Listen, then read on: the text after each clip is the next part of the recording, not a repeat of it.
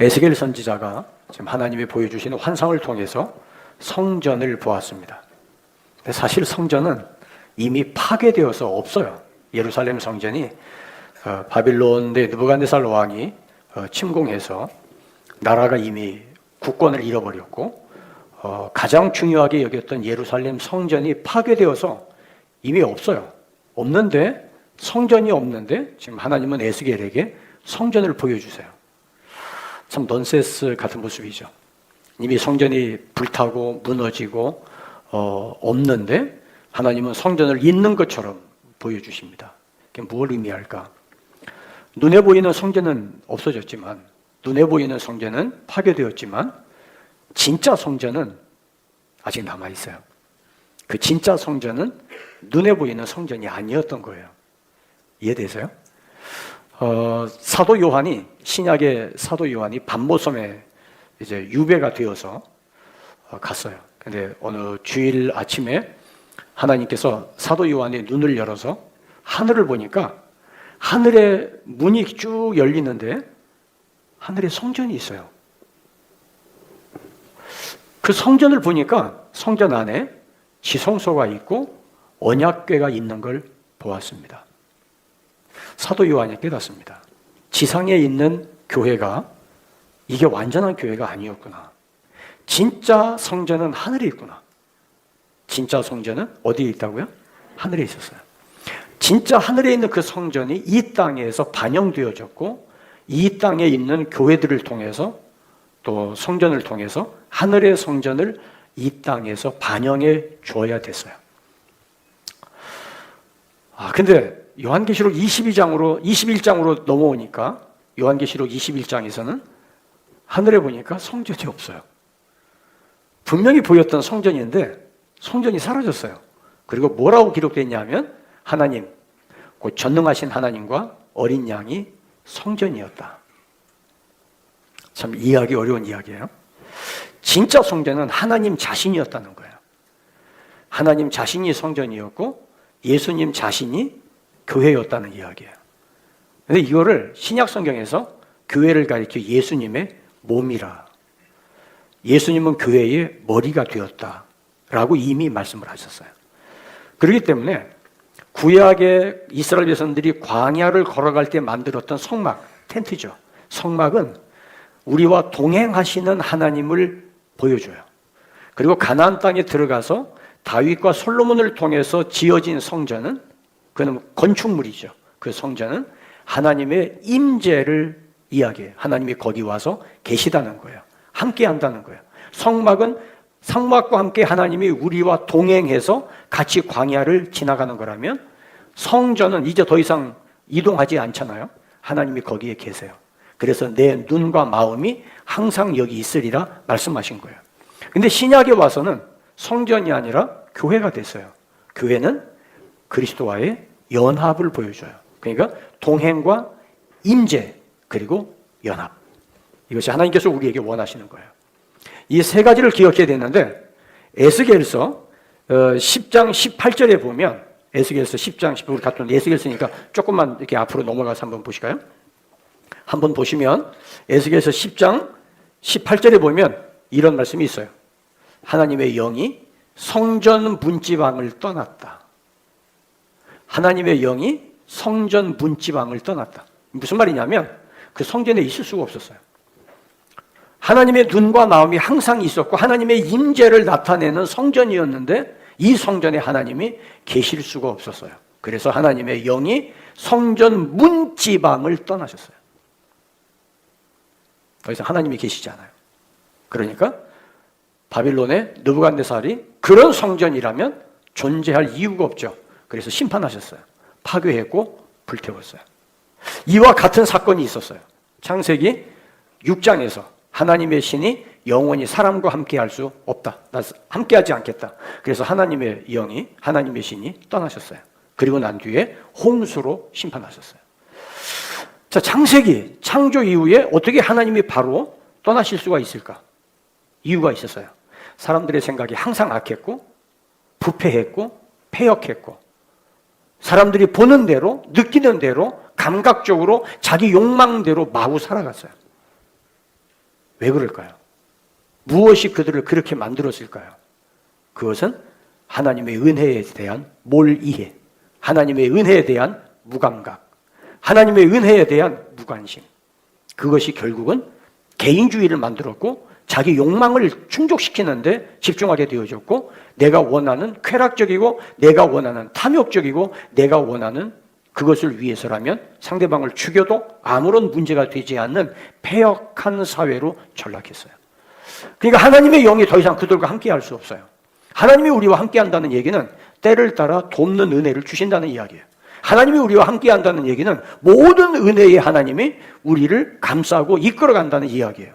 그런데 이 은혜에 대해서 무감각하고 은혜에 대해서 무관심하고 은혜에 대해서 아무런 관심이 없어요. 그럼 어떻게 돼요? 그 은혜를 은혜로 인식하지 못하는 거예요. 그건 굉장히 심각한 문제입니다. 창세기 6장의 사건이 아니라 에스겔서 10장의 사건이 아니라 우리의 몸을 성령의 전으로 삼으라고 하셨어요. 내 안에 성령이 거하신다는 이야기예요. 그런데 성령이 거하시는데 성령께서 주시는 은혜, 하나님이 나를 향해 베풀어 주시는 새로운 은혜, 때를 따라 돕는 은혜에 대해서 우리가 무감각하고 무관심하고 은혜에 대해서 무반응하게 되어지면, 그리고 내가 원하는 대로 살고 내 삶에서 주어지지 않는 것을 원망하고 파괴적이고 저주하는 삶으로 살아간다면 성령의 감동이 소멸되겠죠. 그러면 더 이상 성령의 전이 아니에요. 이걸 가리켜서 하나님의 은혜에서 떨어진 자라 이야기를 해요. 은혜는 경험하면 경험할수록 감사의 심장을 뛰게 해요. 제가 지난 주간에 그런 이야기 했죠. 닭이 알을 품으면 21일 만에 뿅아리가 나와요. 근데 암탉이 알을 품기 시작하면 하루가 지나면 그 알 속에 심장이 생겨요. 사람이 임신을 하면 어떻게 될까요? 여러분, 임신해서 6주가 되었을 때 들리는 심장 소리 한번 들어보실래요? 어떤 심장 소리인지 보시죠. 6주 된 아기의 심장 소리. 이 아기의 크기가 얼마나인지 아세요? 1cm도 안 돼요. 이 심장 소리가 우리 박종환 사무의 태중에 있는 아기의 심장 소리예요. 임신했대요. 우리 박수 한번 쳐주세요. 자, 임신의 경쟁이 시작됐습니다. 근데 이 아이의 크기가 얼마나인지 아세요? 1cm 어림도 없어요. 알 수가 없어요. 너무 작아요. 1cm도 안 돼요. 불과 2mm, 3mm? 크면 한 5mm 될까요? 그런데 그 안에 심장이 뛰어요. 여러분, 하나님의 은혜가 우리에게 임하면, 은혜를 알면, 은혜가 착상이 되어지면 감사의 심장이 뛰게 돼 있어요. 감사의 심장 소리와 함께 태아는 커가기 시작합니다. 하나님께서 창조하시고 하나님의 형상대로 지으시고 에덴 동산을 주셨어요. 감사할 수밖에 없는 환경이에요. 근데 사탄이 뱀을 통해 들어와서 불만을 자극합니다. 너 만족해? 너 좋아? 하나님이 너 먹지 말라고 한 거 있지? 그거 왜 먹지 말라고 그래? 먹으면 안 돼? 먹으면 죽는다고? 안 죽어. 네 맘대로 해. 왜 네가 거기 끌려다녀? 이게 뭐예요? 하나님의 은혜를 감사로 반응하지 않는 거예요. 하나님의 은혜에 대해서 감사로 반응하지 아니하고 모자란 것, 부족한 것, 안 되는 것, 짜증나는 것, 이런 걸 자꾸 자극시켜줘요. 그러면 내 안에 천국 같은 마음이 사악한 지옥으로 변하기 시작합니다. 은혜는 감사의 심장을 뛰게 합니다. 심장이 큰 것 같아요? 아니요, 각자 여러분들이 주먹만 합니다. 주먹만한 심장이 여기서 뛰어요. 아직 태아에 저 심장 소리를 들리는 저 아이가 어디에 지금 그 자궁 어느 쪽에 있는지 찾아보기도 힘들어요. 그리고 저 확대했으니까 저렇지 그 사실 애가 요만할 거예요. 그런데도 심장이 있어요. 하나님의 은혜가 얼마나 크든 작든 상관없어요. 은혜를 인식하면 내가 이게 하나님의 은혜구나 생각하는 순간 우리 안에 감사의 심장이 뛰기 시작해요. 그 심장이 나를 이끌어가요. 그 심장이 하나님의 은혜를 증폭시켜요. 은혜와 감사는 관계를 형성해요. 하나님의 은혜에 대한 감사의 반응은 하나님과 나와의 관계를 깊게 만들어요. 오늘 그것을 에스겔서 47장에서 말씀하고 있어요. 물론 에스겔서 47장에 대한 이해와 해석은 다양할 수 있어요. 근데 우리가 어거스틴이라고 말하는 아우구스티누스는 고백록에서 이 문제를 이렇게 얘기합니다. 하나님의 은혜에 깊어질수록 감사는 더 깊어지게 되어 있다. 하나님의 은혜를 깨닫고 하나님의 은혜로 인식하는 순간부터 우리의 감사는 깊어질 수밖에 없다. 하나님의 은혜를 인식하지 못하면 감사는 없다. 반면에 하나님의 은혜에 대해서 감사하지 않으면 더 이상 은혜는 은혜가 아니다. 하나님과 나와의 관계뿐이 아니라 살아가는 우리의 삶도 마찬가지예요. 우리가 살아가면서 서로에 대해서 부모와 자식, 혹은 형제와 형제, 혹은 친구들 사이에 감사가 실종되기 시작하는 순간 삭막해져요. 사람이 독해져요. 감사가 잃어버려지는 순간 병이 나기 시작해요. 관계에 병이 나고 내 감정에 병이 나고 가정 안에 병이 독버섯처럼 퍼지기 시작해요. 뭐 은혜가 있어야지, 뭐 감사할 게 있어야지. 감사할 게 있어서 감사가 생기는 게 아니에요. 이미 우리는 감사에 둘러싸여 있어요. 은혜에 둘러싸여 있어요. 나를 향해서 누군가가 베풀어준 호의가 있어요. 누군가가 나를 도와준 도움이 있어요. 누군가가 나를 붙들어준 게 있어요. 우리는 인생길을 혼자 갈 수 없어요. 결코 혼자 살 수 없어요. 우리는 모두가 다 관계 속에 하나님이 묻어두셨어요. 그럼 우리는 관계 속에서 주고받는 은총이 있고 우리는 그것을 은혜라고 이야기도 할 수 있고 호의라고 이야기할 수 있고 친절이라고 이야기할 수도 있어요. 우리는 하나님이 나에게 주신 것을 은혜라고 반응을 해요. 거기에 대해서 마치 내가 당연한 것 받은 것처럼 나는 그런 대접 받아도 마땅해. 나는 그래야 될 사람인 것처럼 인식하는 순간 모든 은혜는 다 사라집니다. 감사해야 될 이유가 없어요. 왜요? 권리니까. 마땅하니까. 근데 너는 왜 나를 안 도와줘? 근데 왜 너는 나에게 보고 가만히 있어? 아니죠. 그동안 많이 했죠. 근데 내가 감사하지 않았어요. 내가 표현하지 않았어요. 그래서 관계가 단절됐어요. 내가 그렇게 단절했다는 것은 상상하지 못해요. 그 사람이 나쁜 사람이고 그 사람이 독한 사람이고 그래서 나를 이렇게 만들었다고 이야기를 해요. 아닙니다. 결코 그렇지 않습니다. 은혜와 감사는 상호관계 속에서 성장하고 깊어져요. 이미 세포가 분화되기 시작하면서 장기가 형성되기 시작하면서 그 조그마한 존재인데 심장이 뛰잖아요. 그 심장이 왜 뛰겠어요? 그 심장과 함께 태아는 커가는 거예요. 하나님의 은혜와 감사의 상호관계 속에서 우리의 신앙의 깊이는 커가게 되어져요. 제가 아침마다 집에서 커피를 내립니다. 제가 몸살이 나고 열이 나는데도 제 아내가 절대로 커피 내리라고 그래요. 그럴 때는 정말 이번에도 커피 내리라고 그럴까? 그 생각이 들어가요. 그래서 아침마다 핸드드립을 합니다. 갈아야 되고 커피를 내려야 되고 근데 커피가요 이게 묘합니다. 조금만 집중이 떨어지면요 커피 맛이 확 달라져요. 어떨 때는 커피 맛이 왜 이러냐고 그래요. 자기 입맛이 그런가 보지. 내가 말은 그렇게 하는데 사실 내가 그렇게 만들었어요. 왜냐하면 그날은 좀 귀찮아가지고 막 내렸거든요. 그랬더니 맛이 없어요. 그럼 어떻게 해요? 그럼 마시라고 그래요? 아니요, 제가 버렸어요. 버리고 다시 내렸어요. 회개하는 마음으로 다시 내렸더니 맛있대요. 똑같은 커피인데. 그런데 제 아내는 항상 커피 마시면 그 한 번을 떼놓고는요. 커피 진짜 맛있다고. 그게 제 속으로 진짜 맛을 알고 하는 이야기인지 제가 질문을 해봐요. 근데 지금은 이제 어느 정도 커피 매니아가 됐어요. 커피 종류만 바꿔도 이건 커피가 좀 다른데 그래요. 알았어요. 제가 가족들과 비슷해 커피를 내려요. 저희는 항상 냉커피를 마십니다. 얼어 죽어도 아메리카노라고 그러는데 항상 겨울에도 시원하게 얼음 띄워서 마셔요.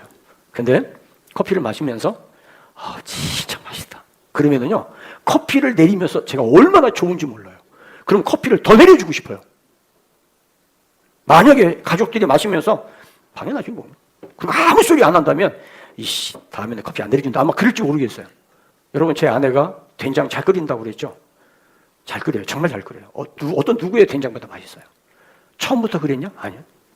시집 와가지고 음식을 했는데요. 이건 애미승도 애비승도 없어요. 오죽하면 어머니가 가지고 나와서 다시 무치 갖고 들어왔어요. 오죽하면. 그러면서 너는 시집 올 때 이것도 안 배웠냐고 그러세요. 그러면 내가 내가 몸둘 바를 보세요. 왜냐면 그런 여자를 아내로 모시고 왔으니까 그 내 책임 아니에요? 근데 저는 아내가 음식 해주면 무조건 맛있어요. 음식이 맛있어서가 아니라 아내가 해줬기 때문에 맛있는 거예요. 맛있어서 맛있는 게 아니에요. 저는 맛있게 먹어요. 저는 음식 타박을 해본 적이 없어요. 지금까지 믿거나 말거나. 여러분들 이상하게 쳐다보시는데 저는 저 괜히 까탈스러워 보이세요? 음식에 대해서는 저는 까탈스럽지 않아요. 진짜요. 아니 차라리 안 먹으면 안 먹을지 손 댔다 그러면 나 맛있게 먹어요. 근데 제 아내가 음식만 그런 게 아니라 옛날에 막 밥에다가 밥 한 공기를 먹는데 돌이 3개나 들었어요. 이빨 깨지는 줄 알았어요. 그래서 제가 그날 그랬어요. 앞으로는 돌을 한쪽으로 놓으면 내가 섞어서 먹겠다. 속에다가 보물찾기도 숨겨놓으니까 이빨 깨지고. 내가 와드덕 소리 나면 어머니가 신경 쓰잖아요. 되게 미안하더라고요. 그 다음부터는 조심스럽게 물 말아서 걸러서 먹었는데 요즘은 이제 다 쌀들이 이제 다 그 해서 나오니까 괜찮아요. 근데 그때 한 번 제가 그랬어요. 근데 그 뒤로는 제가 조심해서 먹죠. 왜냐면 돌이 있으면 안 되니까. 근데 여러분 이게 감사한다는 게 칭찬이거든요. 그렇잖아요. 표현하지 않으면은요 상대방에게 문제가 생기는 게 아니라 표현할 때 내가 즐거워요. 표현할 때 내가 기뻐요. 표현하면서 내가 새로워져요. 하나님의 은혜를 받으면서 표현하면 내가 행복해요. 하나님 감사해요. 주님 어떻게 이런 일이? 여러분 감사라는 게 꼭 감사원금을 해야 감사해요. 은혜에 대해서 표현하는 감사는요 입으로도 할 수 있어요. 하나님 너무 좋아요. 하나님 너무 감사해요. 그리고 노래로 할 수 있어요. 노래로. 여러분 노래로 하는 감사가 얼마나 많아요? 은혜, 당연한 것 아니라 은혜였어. 그 찬송 처음에 나왔을 때 야, 이 사람 이거 어떻게 이런 노래를 만들었지? 그 구절 하나하나가 너무 마음을 흔드는 거예요. 당연한 게 아니라 은혜였어. 은혜, 은혜, 은혜. 송축회 내용은 10,000가지 이유로 감사해. 아니 10,000가지 이유가 감사할 게 그렇게 많아요? 이게 무슨 얘기예요? 주신 은혜에 대해서 감사를 표현하면 표현할수록 이전에 몰랐던 은혜가 다시 보여요. 이전에 느끼지 못했던 은혜가 더 섬세해져요. 은혜가 점점 더 깊어져요. 관계가 더 새로워져요. 여러분 우리가 어떤 관계는요 만나면 즐거워요. 만나면 그냥 행복해요. 막 재밌는 얘기도 하고 장난도 치고 그래요. 그런데 거기까지야. 깊은 이야기를 할 수 없어요. 깊은 이야기를 하기에는 너무 먼 당신이에요. 그냥 만나면 즐거워 재밌어 하하호 깔깔대 할 수 있어요. 그런데 깊은 관계는 감사를 통해 깊어져요. 친구 관계 마찬가지예요. 여러분들이 있는 친구는 어떤 친구예요? 서로 감사를 표현하는 친구입니까? 서로 축하해주는 관계예요? 만나면 차 마시면서 1시간, 2시간 금방 지나가도록 재미있게 놀아요. 근데 친구가 직장에 취업했대요. 근데 그 진짜 별로야. 왜 거기를 들어가서? 이러는 순간 그 두 사람과의 관계는 다시는 그런 얘기 안 해요. 왜?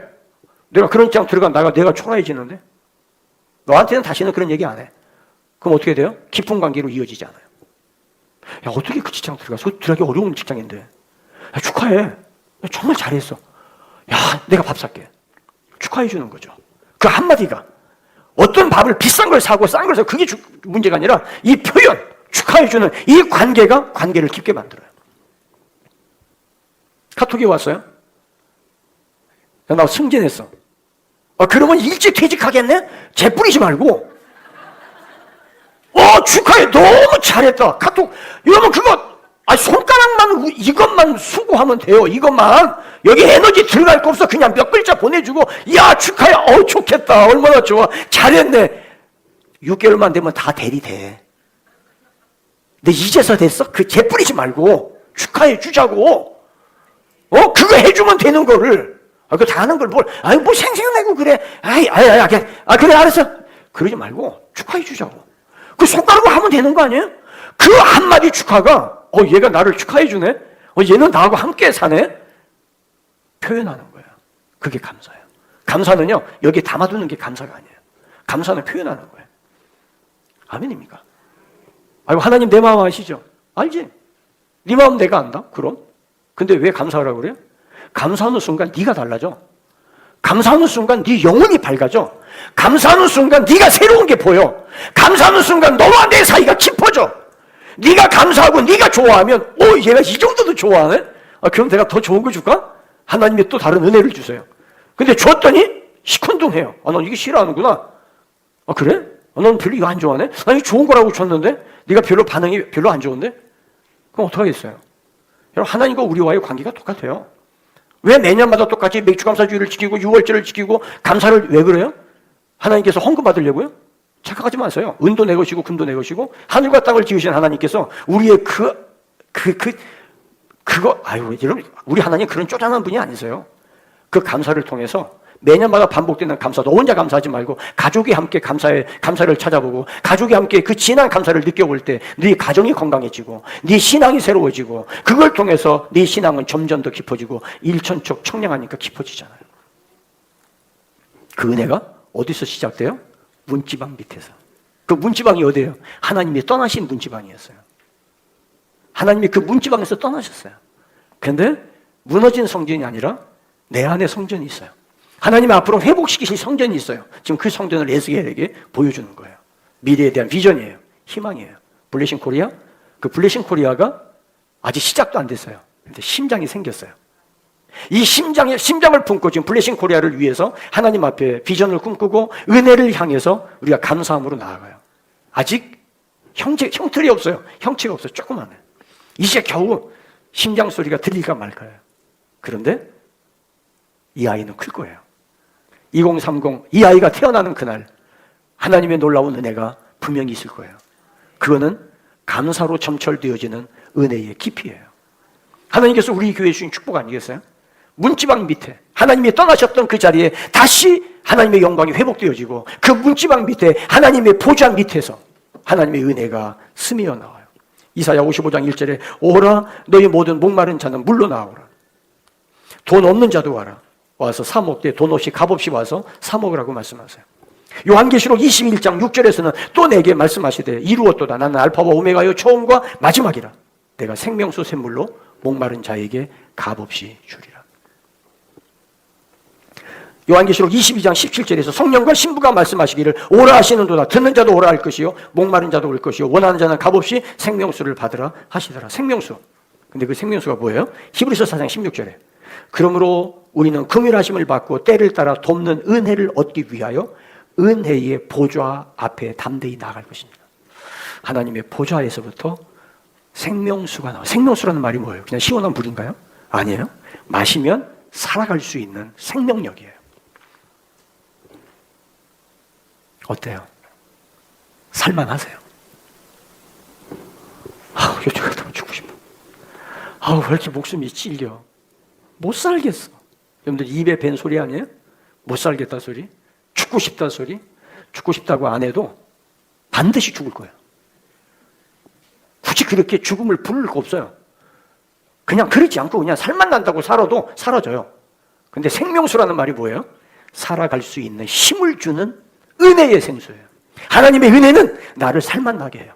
하나님의 은혜를 받으면 이전에는 살아갈 이유가 없었어요. 죽을 날만 기다리고 죽을 순간만 찾았고 죽는 방법을 찾던 사람이 하나님의 은혜를 발견하고 그 은혜를 깨닫는 순간 살아갈 이유가 생겼어요. 살아갈 힘을 얻었어요. 살아갈 능력을 얻었어요. 세상을 이길 힘이 주어졌어요. 세상이 오라. 내가 맞서 싸우리라. 다 골리앗 앞에 피해 숨었지만 하나님의 은혜를 경험했던 다윗은 골리앗 앞에 나왔어요. 왜요? 그 은혜가 지금도 나와 함께 한다는 걸 믿었기 때문에. 아멘입니까? 은혜는 과거형으로 끝나면 안 돼요. 은혜는 현재 진행형이어야 돼요. 은혜가 현재 진행형이 되려면 내 감사가 살아있어야 돼요. 표현할 줄 알아야 돼요. 아멘입니까? 이게 듣고 지나가면 안 돼요. 표현하셔야 돼요. 감사를 표현하셔야 돼요. 이 시간 옆 사람 한번 보세요. 옆 사람에게 정말 감사해요. 그냥 입에 발린 말도 괜찮아. 일단 연습을 해보셔야 돼요. 다시 한번 너무 감사해요. 너무 고마워. 왜 고마운 거예요? 옆자리에 앉아줬으니까 고맙잖아요. 같이 살아주니까 고맙잖아요. 살아있으니까 고마운 거 아니에요? 그렇잖아요. 서로 얼굴을 보면 웃어줄 수 있는 게 고마운 거 아니에요? 세상이 아름다운 것은 당신이 아름답기 때문입니다. 이건 말도 안 되는 미친 소리예요. 그렇잖아요. 세상이 아름다워. 왜 네가 아름답다고 세상이 아름다워? 그게 무슨 얘기예요? 상대방을 아름답게 보는 눈은 내가 갖고 있어요. 상대방이 네가 아름다운 것을 바라보니까 네가 아름답다고 내 눈으로 바라보고 인식하니까 세상이 아름다운 거예요. 그 사람이 아름다워서가 아니에요. 그걸 아름답게 바라보는 내 눈이 아름다운 거예요. 하나님의 은혜를 받았어요. 받았는데 어떤 사람은 똑같은 은혜를 받고 감격을 하고 까무러치려고 그러는데 어떤 사람은 더 큰 은혜를 받고도 아무 반응이 없어요. 반응이 없어. 여러분, 이런 사람하고 여행한다는 건요, 지겨운 거예요. 인생을 같이 산다는 건 힘든 거예요. 근데 반응하고 그 반응을 표현하고 너무 행복해요. 어제 우리 가족이 함께 식사를 하게 됐어요.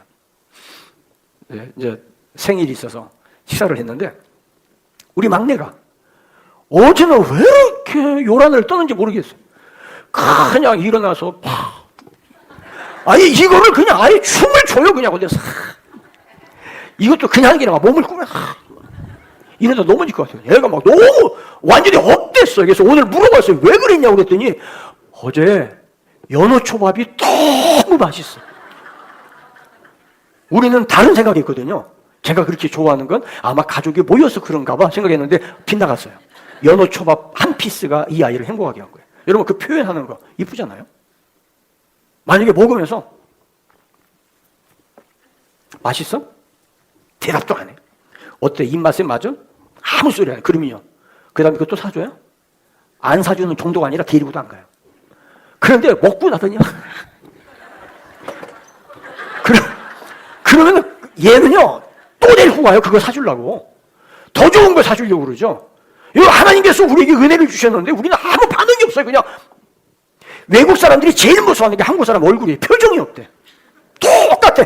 한국 사람 똑같아. 표정이 없대. 걔도 지금 반응을 하는데 우리가 하나님의 은혜를 받고 좋아서 하나님 땡큐 너무 좋아.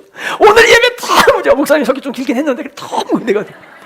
그러면 목사님 설교를 더 길게 하겠어요? 아니죠. 은혜를 더 깊게 하려고 하지. 아멘이니까. 문지방에서 은혜가 스며 나옵니다. 나야가라 폭포처럼 쏟아지는 게 아니에요. 여러분, 저기 저 사진 보세요. 저 나야가라 폭포입니다.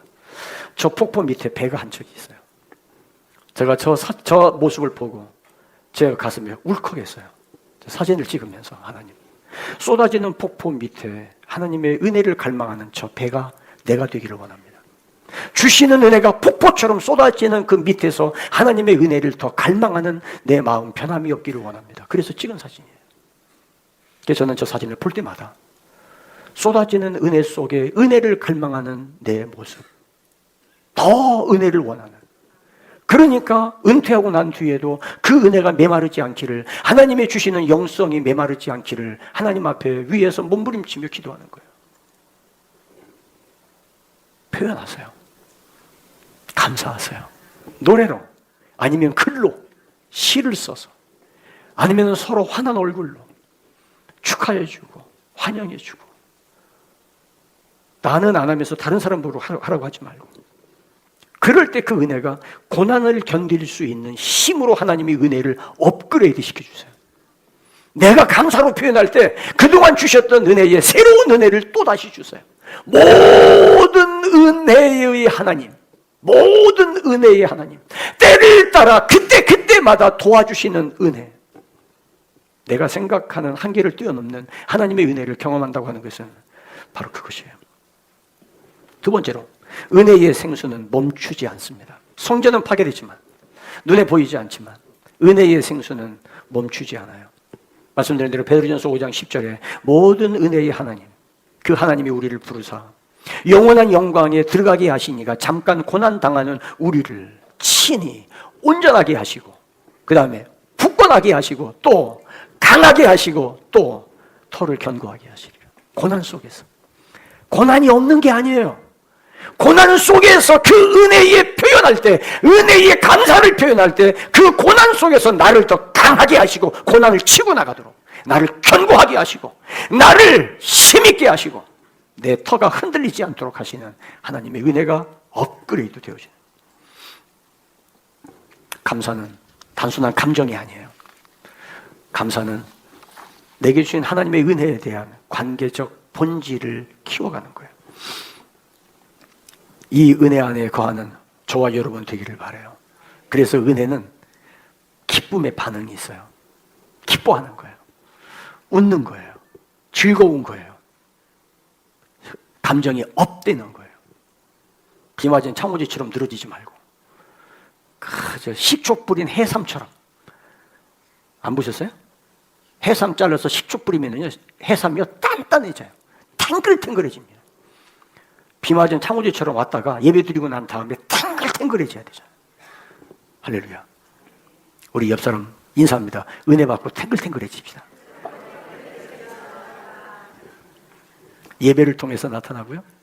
똑같은 찬송인데 은혜에 대한 감사를 표현하면 찬송이 달라져요. 박자는 틀려도 괜찮아. 박자가 중요한 거 아니니까. 박자 틀리면 어때? 제가 찬송을 참 좋아하는데요. 언젠가 절대로 그래요. 아빠 박자 틀렸다고. 그 뒤로 내가 찬송 부르려면 박자가 신경 쓰여요. 못 부르겠어요. 그냥 혼자 있을 때 부르지 같이는 못 부르겠어요. 내가 박자 틀릴까 봐. 근데 나만 그런 줄 알았더니 50 넘어간 사람들이 다 똑같더라고.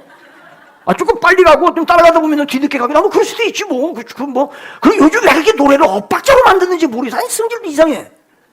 그 노래들이 보면 거의 다 엇박자야. 이상해 하여튼.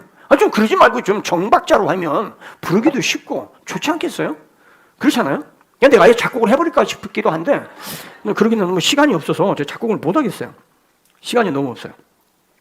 여러분 나병 환자가 예수님께 와서 10명의 나병 환자 소리 질러요. 우리를 불쌍하게 해달라고 그랬더니 예수님께서 가서 신경 쓰지 말고 가서 제사장한테 너희 몸을 보여. 그 말은 뭐냐면 나섰으니까 가서 확인해 그 말이거든요. 그러니까 10명의 나병 환자들이 갔어요. 가다가 보니까 몸에 반응이 일어나요. 그래 가다 말고 서가지고 야 이제 이상하지 않아? 그래서 걷어보고 가니까 오! 몸이 깨끗해졌어요. 다 나선 거예요. 야 이게 뭐야? 야 우리 나섰잖아. 야 어떻게 된 거야? 10명이 모여서 펄쩍 뛰고 여러분 그게 그냥 나섰네. 부끄러워. 나섰다. 이럴 게 아니 왜냐면 그 나병이 나았다는 거는요. 이거는 나병에 걸리면 일단 격리가 됩니다. 사회에서부터 쫓겨나요. 근데 나병이 나았다는 얘기는 돌아갈 가정이 생겼다는 얘기예요. 모든 관계가 회복됐다는 얘기예요. 그러니까 10명의 나병 환자들이 여러분 같으면 어떡하시겠어요? 막 바짝바짝 뛰고 막 서로 와이프를 하고 야 나섰다. 야 이게 꿈이야 생시야? 너 어디 배 한번 올려봐. 막 서로 배 올리고 막 아마 그랬을 거 아니겠어요? 나섰으니까 확인했으니까 그러면 제사장한테 가서 보여주고 확인 도장을 받아야 되는데 안 갔을 것 같아요. 전부 다 집으로 달려갔어요. 그 가운데 한 사람. 그 사람은 유대인이 아니라 이방인이었어요. 예수님께 허겁지겁 달려왔어요. 달려와서 엎드려서 감사합니다. 저 가다가 나섰어요. 이게 왜 은혜입니까? 주택근함을 얻었습니다. 너무 감사합니다. 제가 그냥 갈 수 없어서 인사하러 왔습니다. 그랬더니 예수님께서 뭐라고 그러세요? 10명이 다 나지 않았냐? 주님은 알고 계셨어요. 10명이 다 나지 않았어? 근데 돌아온 사람은 이방인도 한 사람밖에 없냐? 그러면서 주님 말씀하기를 평안히 돌아가라. 네가 죄에서 구원받았다. 와우. 상태가 치료된 게 아니라 근본이 치료됐어요. 현상이 치료된 게 아니라 현상을 불러일으킨 원인, 죄가 용서가 됐어요. 은혜를 받았어요. 감사함으로 표현하고 돌아왔어요. 업그레이드 되어지는 상상할 수 없는 죄의 문제가 터치가 되었어요. 이런데도 감사하지 않겠어요? 감사는 내가 은혜에 대한 표현은 은혜를 더 깊게 합니다.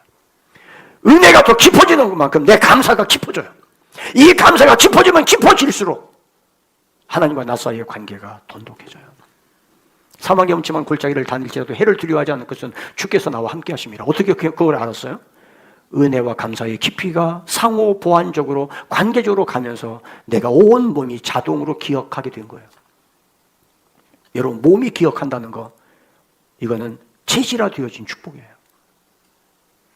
처음 운동할 때는 그 운동이 낯설고 하고 나면 아프지만 몸이 기억하면 자동적으로 똑같은 운동을 해도 몸이 기억하면 원리를 따라서 운동하는 것처럼 하나님의 은혜에 대해서 감사로 반응하며 점점 깊어지는 그 삶 속에서 우리의 새로운 세계가 열려지기를 주의 이름으로 축원합니다. 세 번째로 감사의 깊이를 하나님은 측량하세요. 하나님은 반드시 측량하세요. 반드시 측량하세요. 천척이라고 천척. 척이라는 말은 규빗이에요. 규빗은 성인 팔뒤꿈치에서부터 손가락 끝까지의 길이가 규빗이에요. 천척이라는 말하면 1000규빗이라는 이야기예요. 그럼 이게 짧은 사람은 45cm에서 긴 사람은 55cm, 60cm도 가겠죠. 평균 잡아 50이라고 봤을 때 천척이면은 500m예요. 짧은 거리가 아니에요. 이 끝에서 이 끝까지는 100m도 안 돼요. 짧은 거리인데 여기서부터 시작돼서 기껏 여기 왔더니 물이 발목 닿았다면 싱거울 거예요. 여러분이 바닷가에 갔는데 아무리 걸어가도 500m를 걸어갔는데 발목밖에 안 되면 거기 여러분들 수영하시겠어요? 거기 수영하려고 점프했다가는 배 다 까져요. 못 할 거예요. 500m를 다시 쟀더니 무릎에 왔어요. 다시 500m를 쟀더니 허리에 왔어요. 다시 500m, 2km를 재고 나서 가보니까 헤엄칠 만한 물인데 내가 못 건너갈 물이에요. 그래서 성경에 능히 건너지 못한다고 그랬어요. 무슨 얘기예요? 은혜가 깊어지면 깊어질수록, 감사가 깊어지면 깊어질수록 내가 맘대로 할 수 있는 영역이 아니에요. 그 은혜에 나를 맡겨야 돼요. 은혜가 나를 이끌어가요. 헤엄칠 수는 있어요. 그러나 능히 건너갈 수는 없어요. 여러분, 은혜와 감사의 관계가 깊어지면 깊어질수록 내가 사는 것이 아니요 내 안에 그리스도가 사세요. 그 은혜가 나를 이끌어가세요. 아멘입니까? 이 은혜를 경험해 볼 수 있으면 좋겠어요. 하나님의 은혜가 깊어질수록 내 찬송의 깊이가 달라지고, 내 기도의 깊이가 달라지고, 내가 느끼는 느낌이 감각적인 거에서 중심적인 것으로 깊어지고, 내 예배가 달라져서 예배 시간에도 일찍 오고, 예배 드리는 그 과정도 내 안에 깊이가 있고, 말씀을 듣는 깊이가 달라지고, 하나님 앞에 헌신하는 깊이가 달라지고, 교회를 바라보는 눈의 깊이가 달라지고, 부부 사이가 연애할 때와 결혼하고 난 뒤, 결혼하고 첫 아이, 둘째 아이 낳고 난 뒤에 부부 사이가 깊어지고, 그래서 부부는 살면 살수록 신혼 같은 부부가 되어졌으면 좋겠어요. 결혼에 유통기한 없나? 이런 생각 하지 않았으면 좋겠어요. 제가 한 번은 결혼 기념일인데 제가 아내에게 선물을 안 했어요. 제가 좀 지쳤었나 봐요, 그때. 그리고 같이 살아줘서 고맙다고 하는 편지도 안 썼어요. 꼭 제가 사진해서 거기다 글을 써서 아내에게 봉헌을 하는데 안 했어요. 그리고 내 생각이, 나만 결혼했나? 왜 나만 축하해야 돼? 나는 축하받죠. 난 지금까지 살면서 47년 동안 한 번도 결혼 축하받은 적이 없어요. 생일은 축하받은 적이 있는데 결혼은 축하받지를 않았어요. 결혼 축하는 나만 했어요. 너무 억울한 거예요. 내가 이 말 하고 난 뒤에 이 후에 노후가 걱정이 되긴 합니다만은 안 했어요. 그랬더니요, 지난 다음에 아내의 눈빛이 달라졌어요. 가정의 분위기가 광야로 변하기 시작합니다. 이러다가는 내가 말년이 안 되겠다 싶어지더라고요. 그래서 뒤늦게 편지를 썼어요. 근데 이게 시기적절한 타이밍이 있는데 타이밍을 놓친 거예요. 그게 중요하더라고요. 타이밍을 놓치면은요, 아무 효험이 없어요. 그때 이후에 지금도 제가 서먹합니다. 내가 이제야 비로소 공개적으로 고백을 하는 거예요. 이게 때가 있다. 때를 놓치면 안 되겠다. 때를 아는 게 지혜구나. 그리고 괜히 우기지 말자. 나만 결혼했냐? 이따구 소리 하지 말고 그동안 살아준 거에 대해서 감사하자. 이거 철저하게 받은, 경험적으로 받은 깨달음입니다. 이제 그러지 않기로 했어요. 왜냐하면 제가 처음에 교회 개척하고 막 얼마 안 됐을 때는요, 결혼 기념일 날 아내를 기쁘게 해주려고 아무도 모르게 가서 막 브로치도 사다 놓고, 그거를 그날까지 못 기다리겠는 거예요. 이게 빨리 줘야 되겠는데, 이거 막 하루가 천년 같아. 기다리는 게. 그랬던 거였는데, 이게 이제, 나이가 들다 보니까, 사실 나이 든 게 핑계인데, 좀 그렇더라고요. 근데 그게, 사실 살아온 거에 대한 고맙잖아요. 저는 제가 아내가 병원에 입원해서 수술했을 때, 제일 제가 마음이 아팠던 게, 이 여자가 나 하나만 바라보고, 목회하면서 오직 나와 교회만 바라보고 살아왔는데, 수술을 하고 병실에 있다는 게 너무 마음이 괴롭더라고요. 그래서 그때 제가 여러분들한테 그 말했던 거 기억나실 거예요. 아내가 회복될 때까지 제가 신방하지 않겠습니다. 아내가 나를 지켰다면 이제는 내가 아내를 지킬 시간입니다. 여러분들 이해해 주시고 오해하지 말아주세요. 제가 할 줄 아는 게 아무것도 없는데 아내가 밥을 못 먹으니까 그때부터 칵테일을 연구했어요. 과일 주스만 주면은 지겨우니까 어떤 과일을 어떻게 칵테일을 하면은 괜찮을까 해서 그것만 연구했습니다. 그래서 별걸 다 만들어 봤어요. 고맙잖아요. 그게 새로운 것에 대한 도전이 두렵지 않더라고요. 제 아내가 그 얘기를 해요. 그때 그 이야기를. 하나님이 주신 은혜에 대해서 감사로 표현하기 시작할 때 부부의 관계가 아니라 부모와 자녀의 관계, 친구와 친구의 관계, 성도와 성도의 관계가 마찬가지예요. 감사는 표현해야 돼요. 말로 표현하고 더 깊어진 관계라면 선물로 표현하고. 이해되세요? 우리 옆 사람과 한 번 더 아까보다는 조금 깊은 마음으로 정말 감사합니다. 하나님이 측량해 보세요. 측량해 보세요. 벨사살 왕이 잔치를 베풀었어요. 근데 벽에 사람 손목만 나타나니 그를 휘갈겨 쓰고 사라졌어요. 거기 왔던 모든 귀빈들이 얼굴이 사색이 되었어요. 읽을 줄 아는 사람이 아무도 없어요. 다니엘을 와가지고 다니엘이 있습니다. 메네 데겔 우바르신. 하나님께서 왕을 저울에다가 달았는데 함량 미달이 되어서 하나님께서 왕의 자리에서 내려놓았습니다. 그날 밤에 유브라데스 강과 티그리스 강이 만나는 거기에다 궁궐을 지었는데 댐으로 묵을 막아놓고 난 뒤에 그 지하 수로를 통해서 쿠데타가 일어났어요. 그래서 이 나라가 폐위되고 메데 페르시아 제국이 사로잡았어요. 함량이 모자랐어요. 하나님이 주신 은혜에 대한 감사가 모자랐어요. 그 은혜만큼 깊이를 따라가지 못했어요. 하나님을 측량하세요. 1,000척을 측량했는데 해보니까 발목에 왔어요. 다시 1,000척을 측량했는데 무릎까지 깊어졌어요. 하나님의 은혜가 왔다면 은혜에 대한 감사의 깊이는 달라져야 돼요. 깊어지는 것만큼 은혜는 깊어져요. 이걸 기억할 수 있기를 주님 이름으로 축원합니다. 아멘입니까? 은혜에 대해 반응하는 첫 번째 반응은 감사의 심장이에요. 이 감사의 심장이 우리 안에 있기를 바라요. 요한계시록 11장 1절에 보면 또 내게 지팡이 같은 갈대를 주며 말하기를 일어나서 하나님의 성전과 제단과 그 안에서 경배하는 자들을 측량하라. 예배하는 사람들을 한 사람 한 사람 측량해봐. 어떤 자세로 예배드리는지, 이 사람의 찬송의 깊이가 어떤지 측량해봐. 단 성전 방 마당을 내버려도 거기는 측량할 가치가 없어. 하나님의 성전에 와서 예배하며 기뻐하며 찬송하며 기도하는 사람들 한 사람 한 사람 측량해봐. 만약 오늘 지금 이 시간 하나님께서 나를 측량하신다면 이 맥주감사절에 나의 감사의 깊이가 함량 미달일까요? 아니면 더 큰 은혜를 예비하시는 하나님의 기대에 맞는 것일까요? 기도의 깊이가 깊어지기를 바랍니다. 우리의 찬송이 더 깊어지기를 바라요. 그 은혜에 대한 감사가 사라지면 불평하게 됩니다. 딴짓하게 됩니다. 딴 생각합니다. 그리고 내 욕망만 더 커져요. 내 기대치가 더 커져요. 그러면 하나님의 신이 나와 함께 거할 수가 없어서 떠나시게 되고 하나님의 영광이 문지방을 떠나게 되는 일이 생길 거예요. 그래서 힘을 키워야 되는데 감사의 힘을 키우셔야 돼요. 그거를 감사력이라고 해요. 감사의 힘. 말세를 고통하는 때라고 그랬어요. 디모데후서 3장 1절부터 나오는 말세는 고통하는 때인데 고통하는 때 내용들을 보면 고통할 만한 게 하나도 없어요. 근데 왜 고통하게 되어져요? 한가운데 딱 박혀있는 게 감사하지 아니하며. 말세에는 감사하지 않아요. 전체로 감사하지 않아요. 모든 게 다 불편해요. 모든 게 다 내 생각보다 부족해요. 안 되는 것만 있어요. 그래서 감사하지 않아요. 감사를 잃어버리면 잃어버릴수록 고통만 커져요.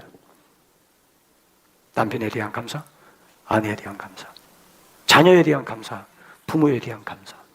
그 감사를 측량할 때 날마다 새롭기를 주님의 이름으로 축원합니다. 교회에 대해서 감사하세요. 목사님에 대해서 감사하세요. 목자들에 대해서 감사하세요. 선생님들에 대해서 감사하세요. 내가 감사할 줄 모르면 내가 있는 곳은 지옥이 됩니다. 마지막 네 번째, 깊은 감사는 천국으로 향합니다. 요한계시록 7장 12절에 아멘, 찬송과 영광과 지혜와 감사와 존귀와 권능과 힘이 우리 하나님께 세세토록 있을지어다. 감사해요. 로마서 1장 21절에 하나님을 알 때 하나님을 영화롭게 하지 아니하고 감사하지도 아니할 때 허망한 마음이, 허망한 생각이 미련한 마음을 어둡게 했다고 그랬어요. 하나님을 알아요. 은혜는 받았어요. 근데 감사하지 않아요. 하나님을 영화롭게 하지 않아요. 그러면 나는 지혜롭다고 생각했는데 미련한 마음이 점점 더 어두워져요. 그건 불행이에요. 이제 이어지는 말씀은 오후에 계속해서 말씀을 드릴 텐데 오늘 이 오전 말씀의 포인트, 내 감사는 깊어져야 된다. 하나님의 은혜에 반응하는 첫 번째 반응은 감사의 심장이다. 이 심장이 스톱하면 죽는 거예요. 심정지가 오면 죽는 거예요. 감사의 심장이 멈추면 내 영혼은 스톱하는 거예요. 심폐소생술을 해서라도 뛰게 해야 돼요. 오늘 이 시간에 맥주 감사 주일은 심폐소생술하는 시간이에요. 멈추었던 감사를 억지로라도 뛰게 해야 돼요. 감사의 심장이 뛰어야 돼요. 아멘입니까? 감사의 동맥이 막히면 안 됩니다. 뚫어야 됩니다. 심폐소생술을 해서라도 감사는 뛰게 해야 됩니다. 하나님의 은혜에 대해서 감사의 심장이 뛰면 뛸수록 새로운 세계가 보입니다. 새로운 은혜가 경험되어집니다. 이 은혜가 함께하기를 주의 이름으로 축원해요. 오늘 맥주 감사 주일뿐 아니라 여러분 가정으로 돌아가면 가족들에 대한 감사를 찾아보세요.